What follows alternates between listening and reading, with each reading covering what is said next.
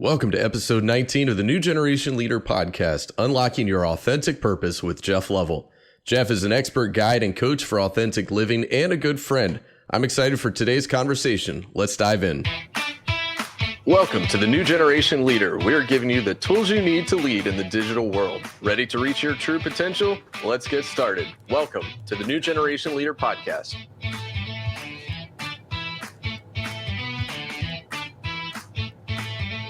Well, Jeff, welcome to the podcast today. I'm excited to have you. I'm excited for other people to meet you. Glad to have you. Yeah, it's my pleasure. Thanks for the invitation. Absolutely. So give us a little snapshot about your story, where you've been, what brought you to where you are today. Sure. Well, today, it's easier for me to rewind than to go back to the beginning and fast forward. So today I am an expert guide and coach. I help successful creative executives and founders who are great at work and they long to be great at life. I help them to build and design a life that they love with people they love while still accomplishing their best stuff. I think the easiest way to say, how did I get there, is I learned a lot of lessons the hard way. I spent the last 20 years working with people in a variety of settings. I spent plenty of years as a pastor, lead pastor, student ministries pastor. And a lot of that work was really helping people figure out the hard parts of life and begin to move into living a kind of life that they long to live. And I found that that's what I loved doing. It's what I was actually especially good at. And over the last 5 to 6 years, I spent a lot more time coaching, more and more time coaching. And in the last year have transitioned into full-time coaching work with the Great Life Project, helping people design a life they love. So that's maybe awesome. The shortest. My wife would be impressed to hear that version of that story. Do you ever have that exchange with your wife or kids where they are still not quite exactly certain what it is that you do, or have you kind of surpassed that? Mostly on a daily basis. Yeah. Yeah. Which actually takes me back to when I was a kid. We would have that conversation, and I still have no idea what my dad's day-to-day job was. Let's talk about unlocking your authentic purpose. Where do you find authentic purpose? Yeah. Well, I think even to rewind a little bit more in my story there, I think there was a point where we're all trying to chase the next mountain. You know, I was a leader. I was a senior leader in a number of organizations, and there's always the next mountain to climb, the next thing you're trying to achieve. And I kept running into some of the same obstacles again and again. And I finally had a coach that was willing to ask me a hard question, say, what if what if the real challenge you're facing isn't out there somewhere? What if it's in here somewhere? And I thought that was a brilliant question. I thought it was very helpful. And it set me on this new journey of kind of discovering some things that were going on inside of me. And one of those things was this sense of authentic purpose. Like, am I willing to have the courage to know myself well enough, to lead myself well, and to become the best version of who I want to be? I know that one of the questions I've heard you ask people that I love is, what would you tell your 20-year-old self? What advice would you give to your 20-year-old self? And I've thought a lot about that heading into today. And I think if I could just grab a hold of 20-year-old Jeff and look him in the eye and say, if you'd have the courage to slow down and figure out who it is you really are, who you really want to be, and then boldly live like that was true, you'd be amazed how your life might turn out.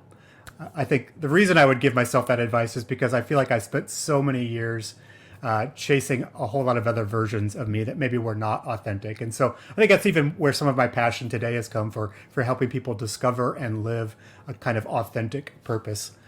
If we're asking where does authentic purpose come from, I think one of the places I often start with people say, well, let's spend a little bit of time talking about inauthentic purpose. There are these other versions of you that are out there, right? There's the version that other people want you to be, whether that's your parents or your spouse, your kids, your family, your friends. There's the versions you think people want you to be. There's the versions people will pay you to be. I think, I started off early in my career. I had a lot of success, but part of the challenge of that success is that it sent me down roads that probably weren't true to who I really was. It wasn't me at my best. It was just me earning the best paycheck possible. And I think I spent a lot of time chasing those kind of, inauthentic versions of me until one day those things you wake up and say, wait a second, it's kind of this candy coating shell, right? It's sweet and pretty on the outside, but on the inside it's kind of a melty mess. And so, what would it look like to instead of try to be all those versions of yourself, what are some better questions we can begin to ask to help us find authentic purpose?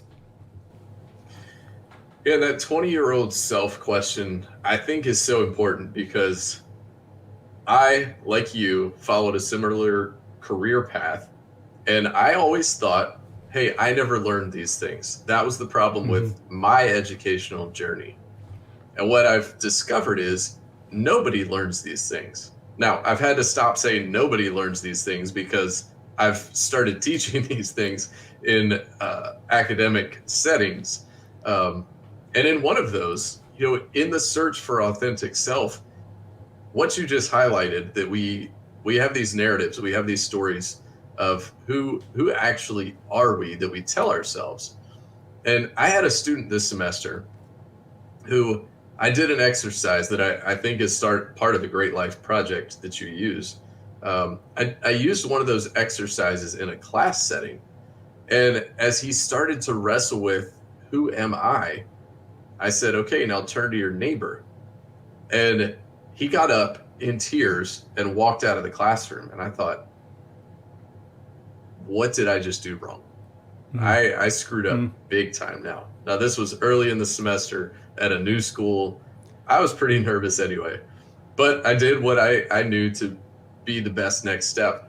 And I reached out to him. I used our messaging app and our class management system. I said, hey, just checking in.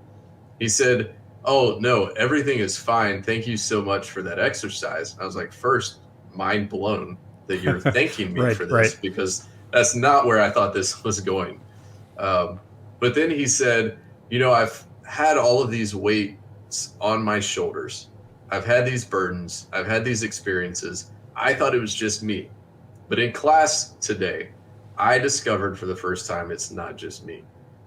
And so to think about how we can unlock that so early, have that impact, develop that self-awareness earlier in life. I tell this story so often that this question started asking my friend Norm as he was approaching retirement. Norm, what do you wish you could have told yourself earlier in your career? What'd you learn later that you wish you had had more time to work with? And I'm excited for creative leaders to work with you to start to uncover that. So talk a little bit more. What's your pathway? How are you unlocking it's interesting that the flip side of all this, Aaron, is that, research consistently over the last 20 years, whether it's the Harvard Grant Project or even a recent book by like Daniel Pink, but Bronnie Ware has done some amazing research on this. She writes about the top 5 regrets of the dying, right? Like if you could go back and tell your 20-year-old self like that, if we could start out right, that'd be amazing. But the flip side is also true. Most people at the end of their life, the number one regret that shows up over and over again is, I wish I had had the courage to live a life true to myself. I wish that I'd had the courage to figure out who I really am. So I think a lot of people, it's a common story. Most of my clients, most of your clients, if we had an honest conversation, there's this search for purpose. Not everybody uses that language. Sometimes it's a search for meaning, or I feel like there's got to be something more, or something's missing. But all of that comes back to this idea of where do I find purpose? And part of the pathway I help people walk down is well, where are you looking for it, right? Most people are searchers for purpose, and there's all kinds of things that kind of give us that narrative. And, maybe there's these cultural narratives of what does success and purpose look like. The community that you grew up in, or the community you currently live in, has its own definitions of that. Your family of upbringing is part of that. If you're in a certain profession or career path, there are definitions of what does purpose and success and meaning look like. Maybe you have a certain lifestyle that you're going after. If your gender, your sexuality, your faith, all of those things are these things that we look to and we try to grab a hold of and try to make a handhold for our sense of purpose. The trick with all of that is those are all external things, right? And they can all shift, they can all change. What happens if you move? What happens if you get fired? What happens if you get divorced? What happens if you have kind of a crisis of faith? All those things, if we are seekers of purpose are external. And so part of the pathway we walk people down is what if we didn't just have to be seekers of purpose? What if purpose isn't just out there somewhere, but what if we can actually become bringers of purpose?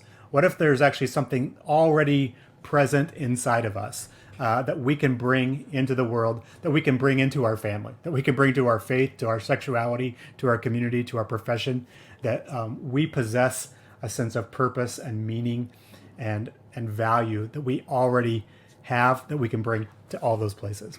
So that's part of it, is that we don't just go from seekers of purpose, we go to bringers of purpose. That's such a powerful mindset shift for us to realize that we all have something to contribute. We all have something unique to bring value, to add a voice, to contribute to our team, to our company, Right. but also to our families and our friends. Our friend Mark Tilsher, his book just came out last week, and I've been reading my way through it, and one of the statements that he left at the end in one of the later chapters I thought was so powerful, and we'll link to Mark's book, The Leader's Garden, in the show notes. He says, have you told these people, your kids, your important team members, have you imparted on them the vision you have for their future? Yes. Have you given them hope about the purpose that you see? And, I'm a pretty action-oriented guy. That night, my youngest kid, I spent, just 15, 20 seconds. And I said, I see in you a great future. And I laid that out for her. It's such a powerful thing for us, like you said, to shift from, let me go find it, let me pursue it, to, hey, it's in me, I have it.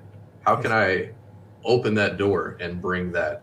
Well, and I love what you did there as a dad, because you're calling up purpose. You're actually helping them locate the purpose, right? It's already in you, and calling it up in them. That's a beautiful thing you did.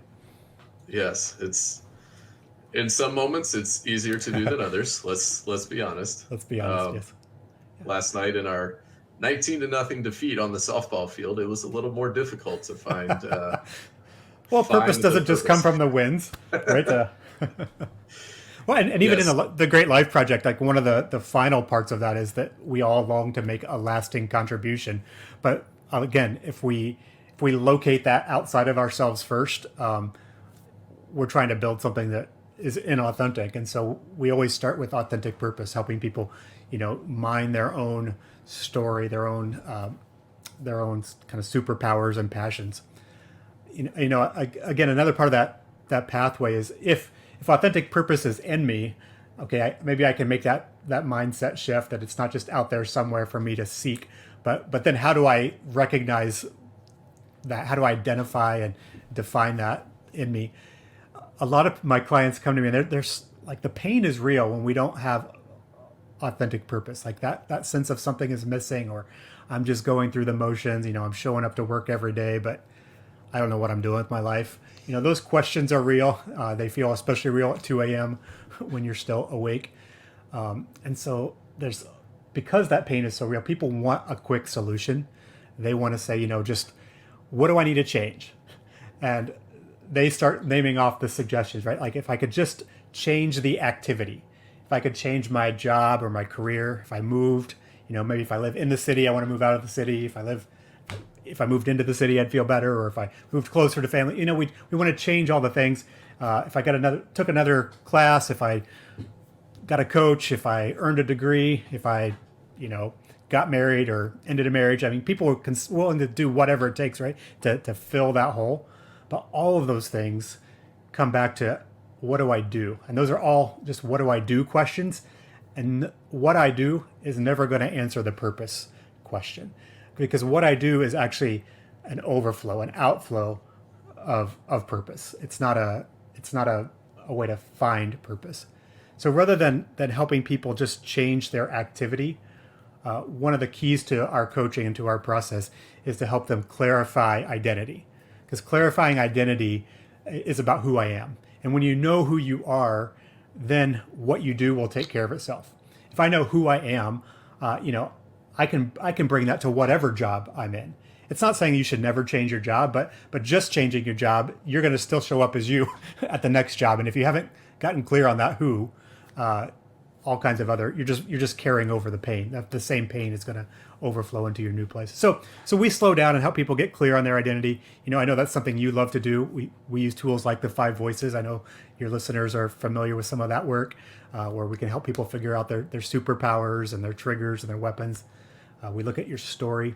The beautiful part about our story is that it's not just the highs of our story that point to our purpose. It's actually some of the low points in our story contribute to that as well. I know I've heard you share parts of your story before, and parts of my story are some of my most painful, hard parts are actually where you kind of recognize some passion and things you care about, and I don't want that to happen to other people. And so again, getting clear on identity, that sense of who I am, then brings us back to authentic purpose that then overflows into what I do in the world. So that's part of our pathway. That's great. Well, as you were just touching on, and I know some of the stories that you and I have shared back and forth, I've had this realization recently that there's one particular story, and I was writing this story out last week because I've told it to you, I've told it to other friends and confidants. I've talked about it with Kim, my wife, and other friends who are close, and I've reflected on this, but I had this realization that if I keep talking about this and using it as an anchor point, the wrong kind of anchor point, that story can drag me down because I keep looking back to that one story. And so I needed to shift my mindset to what's the lesson here? What am I learning and taking away from this? And really, truly in this story for me, it was about what is it that I learned about myself and other people that's going to inspire and guide me to what's to come. Yeah. So I've written about it. We'll continue to talk about this story, but I realized I needed to separate the anchoring of that story and where it was potentially dragging me down to using it as a hope-filled, life-giving pursuit of purpose in my life. Right. Is it an anchor or a launch pad, right? Yes, exactly. Well, it reminds me, I think a lot of people think that there's some new version of themselves out there that needs to be discovered versus this unpacking of all the ingredients that you've kind of gathered throughout your life. Middle school Jeff was showing, there were things that were true about me back then that are still true about me now, right? For better or worse. I was still a geeky kind of spastic kid. I'm still that guy, right? But it's a more mature version. But also, middle school Jeff saw possibilities in people and knew how to show up for people and bring out the best in them. I think that was true of me early in my career, and now a more mature, fruitful version of that is bringing people to the Great Life Project as well. Yeah, absolutely. And I think there is so much. And like you just said, it's like these two light bulbs. And I put this tool down, and I've shared it with a few people, that we tend to go from one extreme to the other.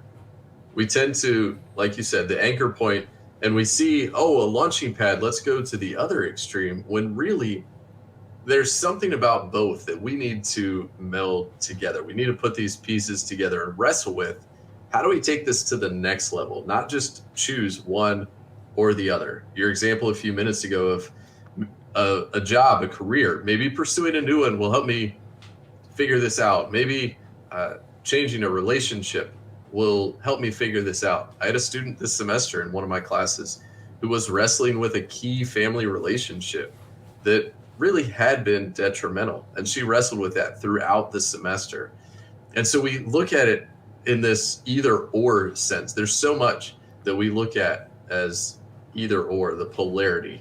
But when we find where we can learn, meld together, put pieces together, find not only a compromise, but a next level.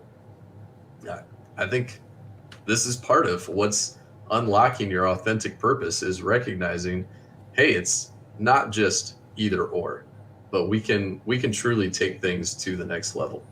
Yeah, the power of and in there is amazing. Yes.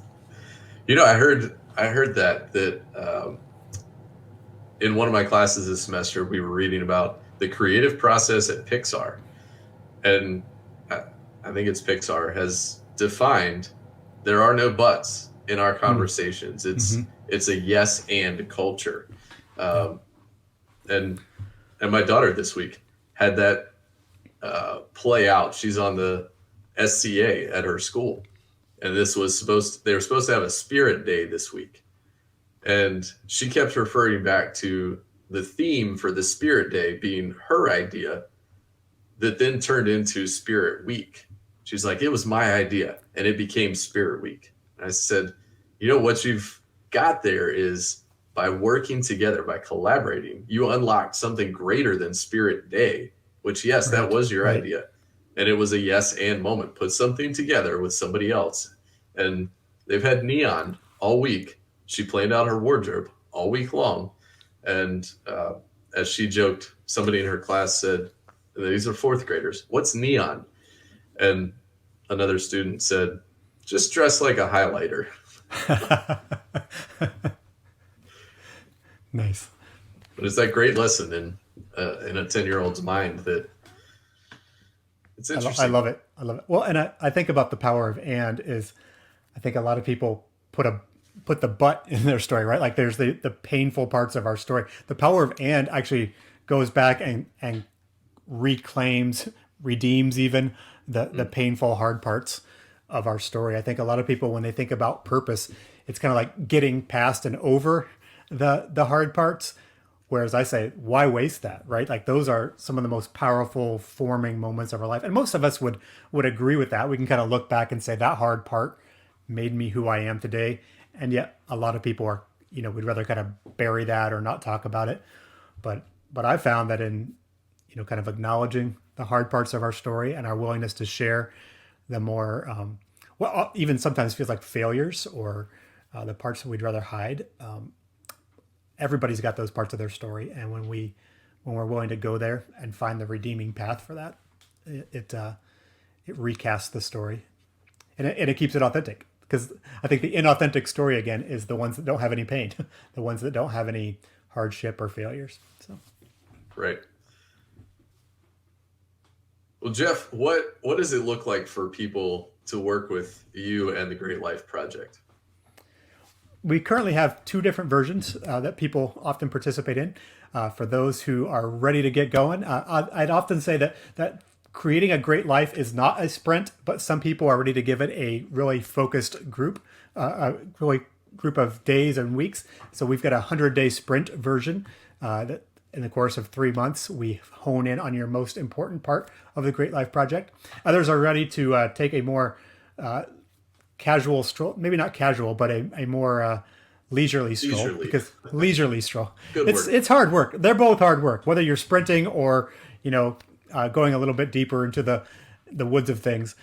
So we've got also a year-long process that we can lead people through. The year-long process is powerful. It is a transformational journey. It does not just hit the one most pressing need, but really takes people on a deep dive through all the parts of your life to authentic purpose, to really getting super intentional with building meaningful and lasting relationships, and even uncovering some of the landmines that often float around in most of our relationships. Developing and mastering, hitting mastery with life-giving practices, mastering your calendar, your habits, your tendencies, so that your days, weeks, months, and years become really intentional. And then ultimately having a plan for your next season of life, so that, I think the 100-day sprint version is what am I going to do in this season of life?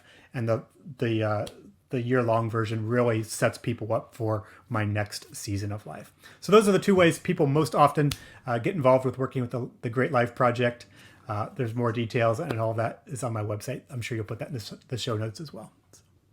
Absolutely. We will link to all of that at newgenerationleader.com/19 for episode 19. Yeah, that's fantastic. And I've watched people take the intensive approach and the leisurely approach to development and learning more, discovering more about themselves. And like you said, it's none of it is easy work. It is hard work Right. to look inside of yourself. But when you do that, like you said, I love the look that you are casting out a vision for what's coming in the next season. It changes the course of what's coming next when we have more clarity on what's going to bring us a great life. Yeah. You're going to spend this next season working on all kinds of things. As I like to say, your life is your most important project. Make sure it gets some of your best attention right now as well. Yes, that's great. Well, Jeff, anything else that we haven't touched on? I don't think so. We've had a great conversation. Yes. Well, I've enjoyed hearing more, not only today, but over the past few months about what you've been up to with the Great Life Project, the work that you are doing to unlock creative leaders. And I'm excited for leaders to journey with you to unlock more potential about themselves, their story, their future. So I'd encourage you, check out Jeff's website. All those links will be on the show notes page at newgenerationleader.com/19. And Jeff, thanks so much for being on today's show and giving us a little bit more about the Great Life Project. Look forward to seeing how you continue to impact people around you. Yeah. And I would Aaron. put you on the hot seat, but you took the question earlier in the show. So let's take a more casual approach to this. Anything else more lighthearted that you would share with your 20-year-old self? I definitely would have some investing advice. I've got a few key stocks that would be good investments. Or if for those of you who are more the Kentucky Derby fans, I've got a recommendation for the long shot in 2022. So. There you go.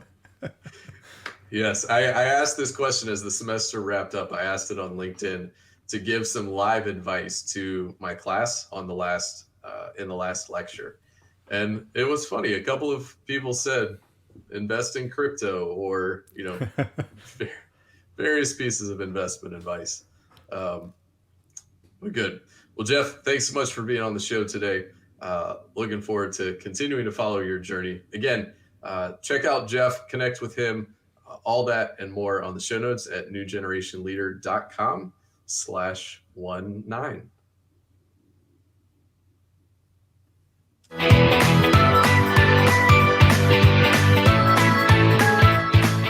Thanks for listening to the New Generation Leader podcast. Subscribe today on your favorite podcasting platform. Ready to reach your true potential? Join our network of like-minded leaders in the New Generation Leader Mastermind Group. Find all the tools you need at newgenerationleader.com. Thanks for listening today, and we look forward to seeing you next time on the New Generation Leader podcast.